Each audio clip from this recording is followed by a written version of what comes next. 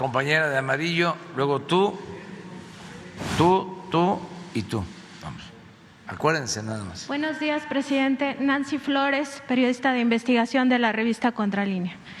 Presidente, me solidarizo con las familias de los periodistas asesinados en México. Sin embargo, rechazo la corrupción de los medios corporativos, rechazo la corrupción de sus directivos, de sus dueños y también de sus opinadores, así como la estrategia de golpe blando que han establecido desde que usted asumió la presidencia de la República y que a últimas fechas están pues acelerando de cara a las elecciones de 2024, presidente.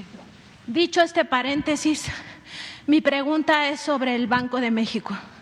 En el banco, nosotros hicimos una investigación que se está publicando en varias partes, presidente, en la cual damos a conocer varias irregularidades, entre ellas que la construcción de la planta de billetes que se hizo desde 2011 y apenas se concluyó en agosto del año pasado, pues se cometieron muchas irregularidades, entre ellas la adquisición del terreno que se hizo sin ningún estudio de mecánica de suelos derivó en irregularidades de tal tipo que los sobrecostos sobrepasan los 595 millones de pesos.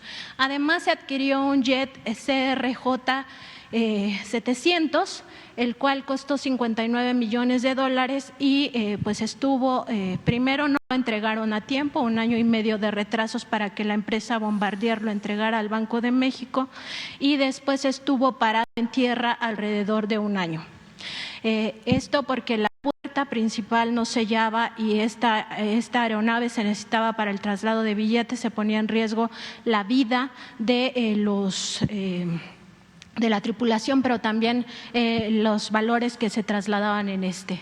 Además, hemos encontrado irregularidades en el manejo de herramientales de acuñación de monedas, entre ellos los punzones maestros. En ese sentido, presidente, hay un responsable, hemos documentado otras cosas, pero aquí sería pues muy largo la exposición. El responsable es el director general de emisión del Banco de México, el exdirector del Centro de Investigación y Seguridad Nacional, Alejandro Alegre Rabiela. Un personaje, un abogado que se formó en esos circuitos del espionaje, entró al CISEN en 1986.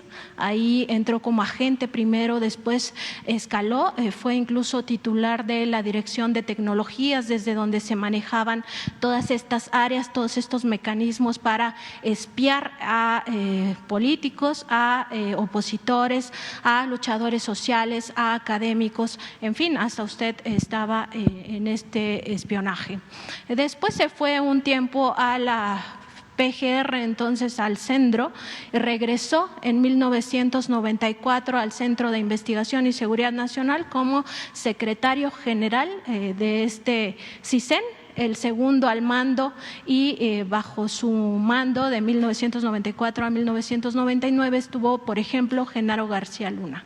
Ahí pues tuvo conocimiento de muchísimos casos, después asumió la dirección general del CISEN en 1999 y conoció, por ejemplo, todos los pormenores de la fuga del Chapo Guzmán, que se concretaría en enero de 2001, no hizo nada para detenerla como directivo del Centro de Investigación y Seguridad Nacional.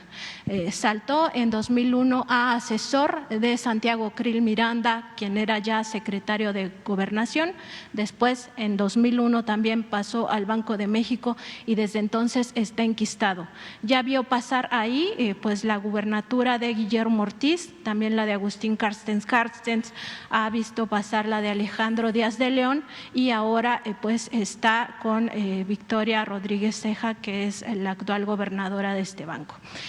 Como director del CISEN, más bien como segundo al mando del CISEN, él estaba presidente cuando estos helicópteros de los que narró usted ayer sobrevolaban su casa en acoso a su familia y mandaba estos automóviles a las afueras de su domicilio.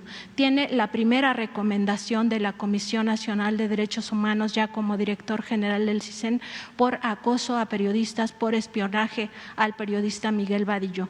Preguntarle, presidente, si no es hora ya de que en el Banco de México, aunque es un organismo autónomo, pues ya se revise pues esta trayectoria de este personaje tan oscuro que estuvo en el CISEN en aquellos años tan terribles del espionaje político, y también pues se haga una limpia al interior de esta institución autónoma que, amparada en su autonomía, pues ha permitido todas estas irregularidades, este sobrecosto de 595 millones de pesos en la planta de billetes complementaria en Guadalajara, pues no es cualquier cosa, son recursos públicos, recursos de la nación, del pueblo mexicano, que se han expoliado por pues todas estas prácticas irregulares en este Banco de México. Preguntarle su opinión al respecto, presidente. Bueno, es un asunto que tiene que ver el Banco de México, como tú lo mencionas, porque es un organismo autónomo. Sin embargo, es importante que se dé a conocer aquí para que, si lo consideran en el Banco de México, se inicie una investigación y se actúe. Es que la autonomía no puede significar impunidad, no es sinónimo de impunidad.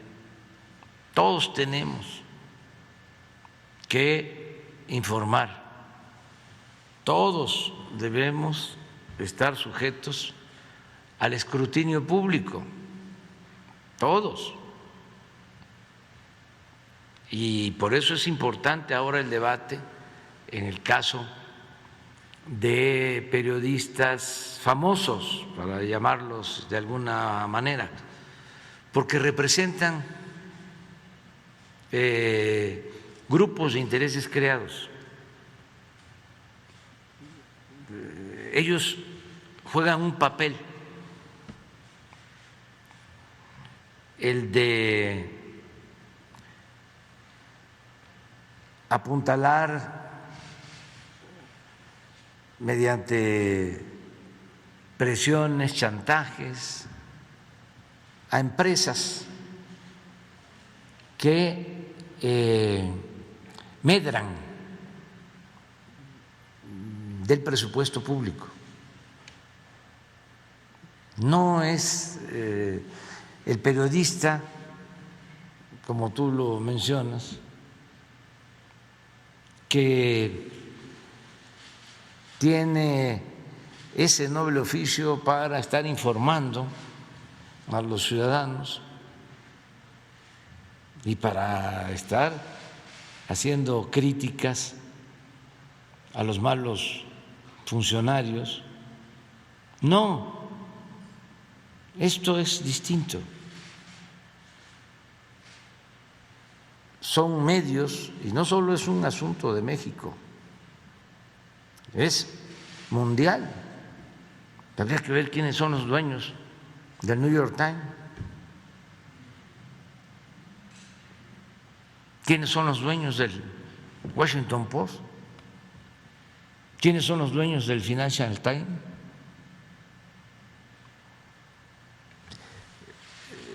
En el caso, por ejemplo, del Financial Times, de tiempo atrás se habló de que lo que era la compañía El Águila, que fue expropiada, una empresa inglesa de petróleo, de Pearson, tenía también bienes vinculados al periodismo, tenía relaciones posteriormente con Shell y con el Financial Times, con medios de comunicación. Entonces, no es nada más México, es un fenómeno mundial.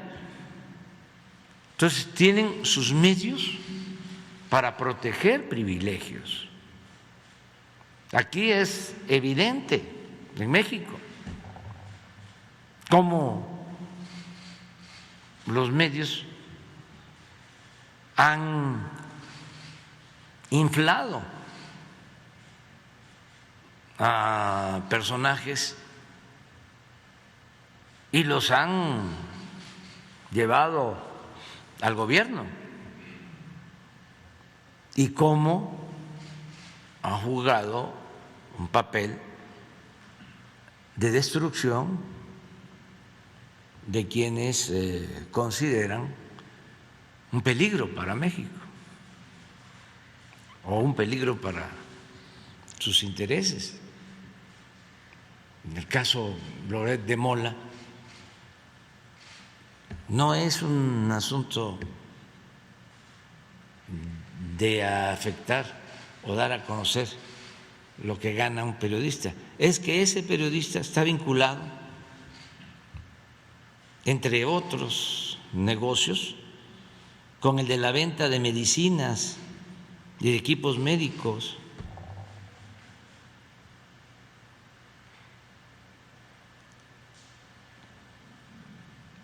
Y así otros. Yo creo que sin necesidad de que intervenga transparencia, estos, sí, el INAI,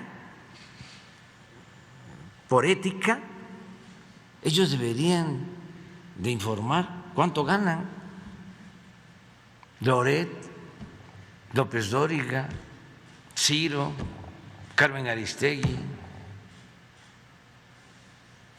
¿Cuánto ganan? A lo mejor lo de sus bienes, pues no, aunque también ayudaría mucho saber.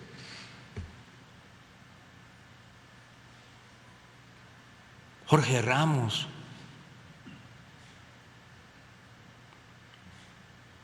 porque están representando a intereses, no representan al pueblo,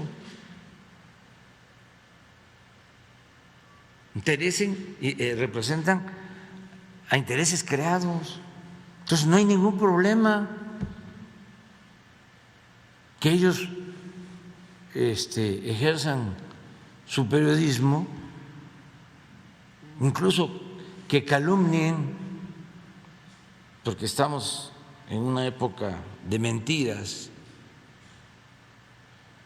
en el manejo de medios, de guerra sucia.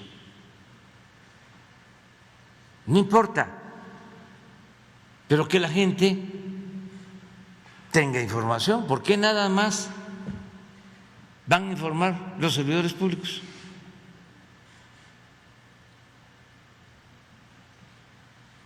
Dicen, es que ellos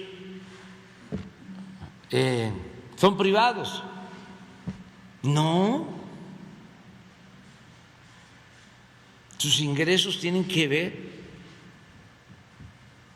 con el presupuesto y con bienes públicos y con la política, que es un oficio público. Ayudaría mucho para entender bien qué está sucediendo. Entonces, lo que planteas sobre el Banco de México, ojalá, pero sí es una red de componendas y de complicidades. Se pone uno a ver y son los que vienen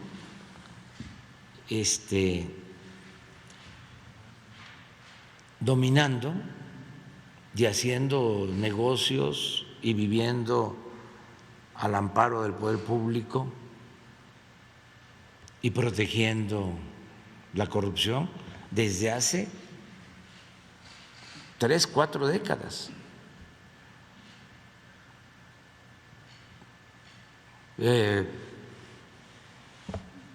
no ejerciendo la libertad de expresión, negociando con la libertad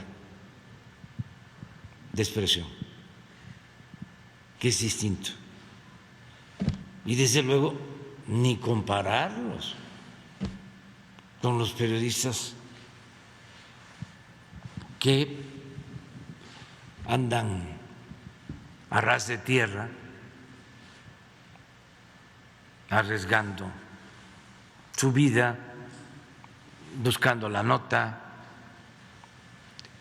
basando pues muchos sufrimientos, y más cuando se trata de procesos de transformación. Lo que aquí mencionó Elizabeth sobre Daniel Cabrera, 300 órdenes de arresto, tomas permanentes de la imprenta del hijo del Aguizote, estaba enfermo y lo tenían en la cárcel. ¿Qué tiene que ver un periodista así con estos señores de ahora? Ni saben que existió Daniel Cabrera. Ayer corrió el rumor de que Ciro Gómez Leiva iba a dejar el programa. También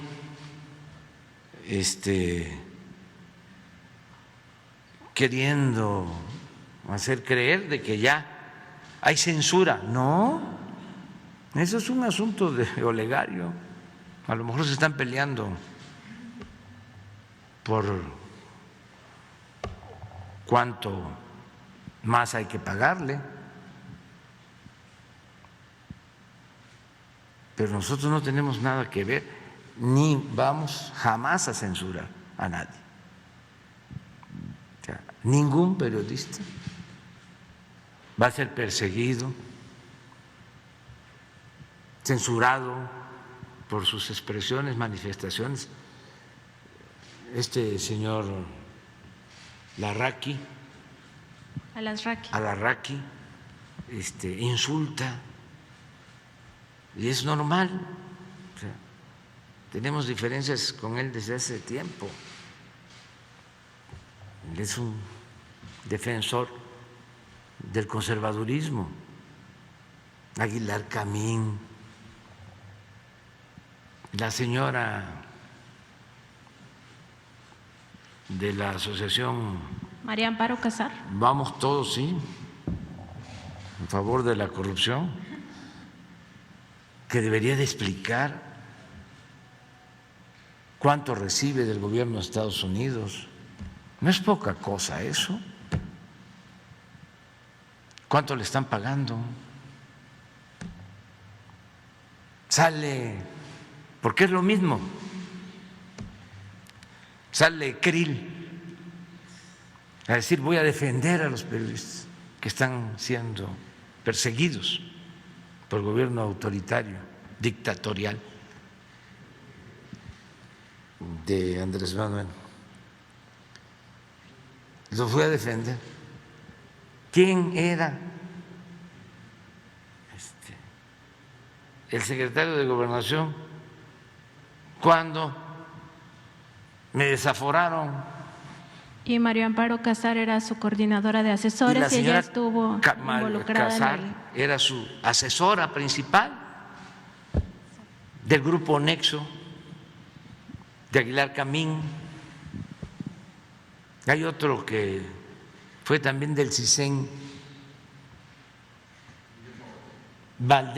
Guillermo Valdés,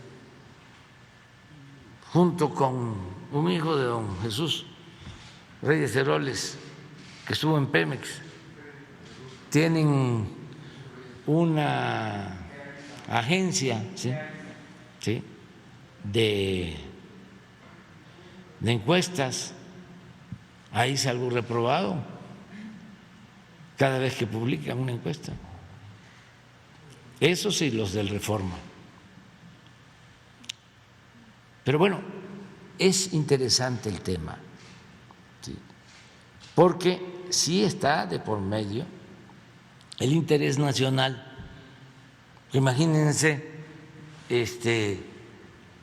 habían 10 empresas que le vendían al gobierno 100,000 millones de pesos de medicinas y equipos médicos. Y una de estas tiene que ver con latinos y tiene que ver con Roberto Madrazo.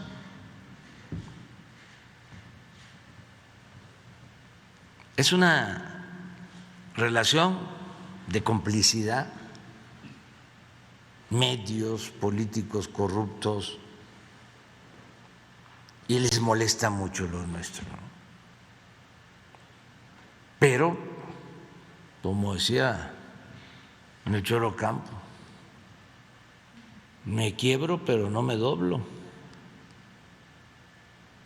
Vamos para adelante, vamos a limpiar al país de corrupción y sin autoritarismo, sin censura, debate, argumentos y pruebas. Porque cuando hablo de que el señor Loret de Mola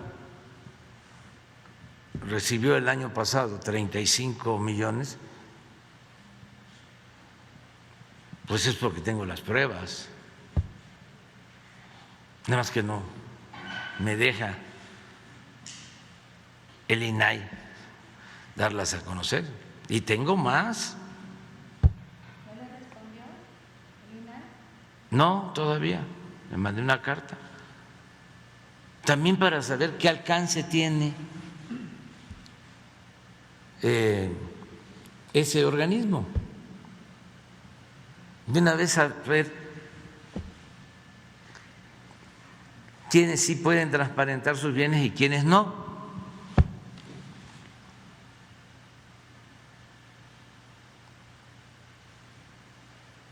Eso es importante. Y repito, lo del Banco de México va a depender de una decisión de ellos, pero no debería de hacerse por ley, sino considerando que la transparencia es una regla de oro de la democracia. Y para decirlo coloquialmente, el que nada debe, nada teme. ¿Qué problema puede tener Ciro en decir cuánto gana?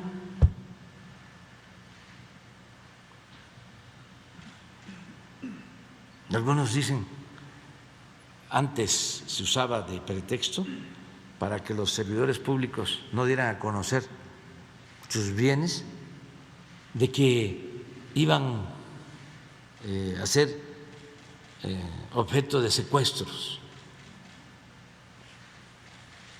No, esa es una excusa, un pretexto.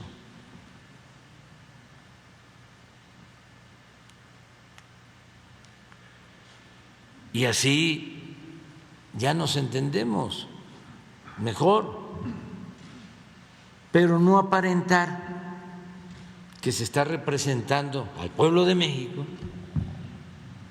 que se está combatiendo la corrupción, el nepotismo, el amiguismo, el influyentismo, el autoritarismo, cuando en realidad lo que están haciendo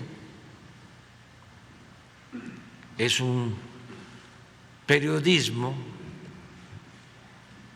si se puede llamar así, al servicio de privilegiados y de corruptos. de mafias.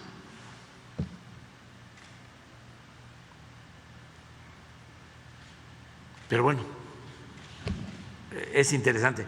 Hablaste de un avión